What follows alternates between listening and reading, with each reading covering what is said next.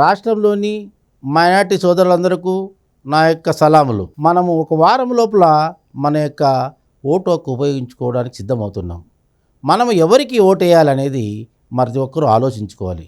ఈ విషయంలో 2014 నుంచి 19 మధ్యలో ఉన్న తెలుగుదేశం ప్రభుత్వంలో మన మైనార్టీలకు ప్రభుత్వం ఎన్నో సంక్షేమ పథకాలు తీసుకొచ్చింది. ముఖ్యంగా రంజాన్ తోఫా. రంజాన్ అనేది చాలా ఇంపార్టెంట్. అలాంటి మహోన్నతమైన పండుగను ఉన్నతంగా జరుపుకోవాలని రంజాన్ తోఫా ఇచ్చారు. తర్వాత మ్యారేజ్, అమ్మాయి మ్యారేజ్ దుల్హాన్ పథకం ఇచ్చారు. తర్వాత షాదీ ఖానాలు నిర్మించారు. చేయించి పెళ్ళి అనే ఘట్టంని ఈజీగా ముందుకు నడిపించుకోవడానికి తోడ్పడింది గత ప్రభుత్వం. అంతేకాకుండా మనకు విద్యాపరంగా అభివృద్ధి పొందడానికి విశ్వవిద్యాలయం నిర్మించారు. హజ్జుకు పోవడానికి హజ్ హౌస్లు నిర్మించి హజ్జుకు పోయే యాత్రికులకు ఆర్థిక సహాయం చేశారు. సులభంగా వాళ్ళు మక్కా మదీనాకు పోయి వచ్చేయడానికి అవకాశం కల్పించారు. తర్వాత మన పిల్లలు ఎవరైతే మంచి ఇంటెలిజెన్స్ ఉంటారో, విదేశాల్లో యుద్ధం చేయాలని ఆతృత ఉంటుంది, కానీ ఆర్థిక సహాయం ఎవరిస్తారు? అది గమనించి మన పిల్లలకు 10 నుంచి 15 లక్షల వరకు ఆర్థిక సహాయం చేసిన మహానుభావులు ఉన్నారు గత ప్రభుత్వం. కాబట్టి మీరు కూడా ఆలోచించండి.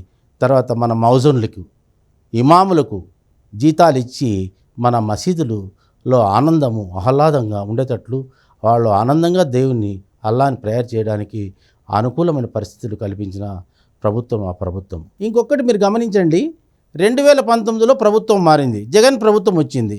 జగన్ ప్రభుత్వం వచ్చిన తర్వాత నేను ఇన్ని పథకాలు చెప్పానే, ఏదన్నా ఒక పథకం ఉందా? అన్నీ రద్దు చేశారు.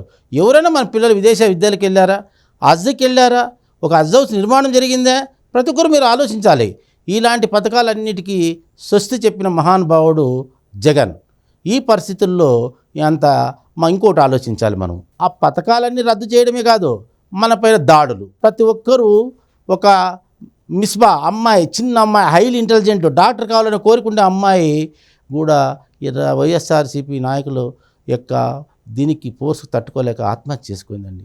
తర్వాత మన అబ్దుల్ సలాం నంద్యాల. ఇలాగా చెప్పుకుంటూ పోతే చాలా ఉన్నాయి. మొన్న మైదుకూరులో జరిగింది, రీసెంట్గా నందికొట్టుకూరులో జరిగింది. ఎలక్షన్ కోడ్ వచ్చిన తర్వాత కూడా జరిగిందండి మన పైన దాడులు.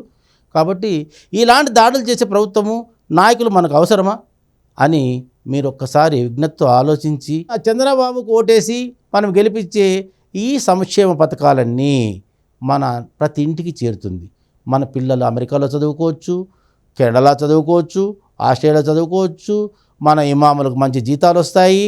తర్వాత మన ఈసారి వస్తే ఆయన మెయింటెనెన్స్కి, మసీదు అల్లాహ్ గృహానికి మెయింటెనెన్స్కి డబ్బులు ఇస్తున్నాడు ఎవ్రీ మంత్. ఎవరిని చందాలు అడగాల్సిన పనిలే. కావున ఆయన మసీదు మెయింటెనెన్స్కి ఇవ్వడము అది ఆయన అల్లానే చెప్పించాడు చంద్రబాబుతో అనిపిస్తుంది నాకు. ఎవరికి రాలే, ప్రపంచంలోనే ఏ నాయకుడికి లేని ఐడియా మన గురించి చంద్రబాబుకి వచ్చిందంటే, ఆయనకంటే మన సంక్షేమం గురించి ఆలోచించే వ్యక్తి ప్రపంచంలో లేడని మీ అందరికీ తెలియపరుస్తున్నాను. కావున మీరు ఆలోచించి విజ్ఞత ప్రదర్శించి చంద్రబాబును ఓటేసి మనకు కావాల్సిన అన్ని పథకాలు మళ్ళీ తెచ్చుకోవాలని నేను ప్రతి ఒక్కరిని కోరుతున్నాను.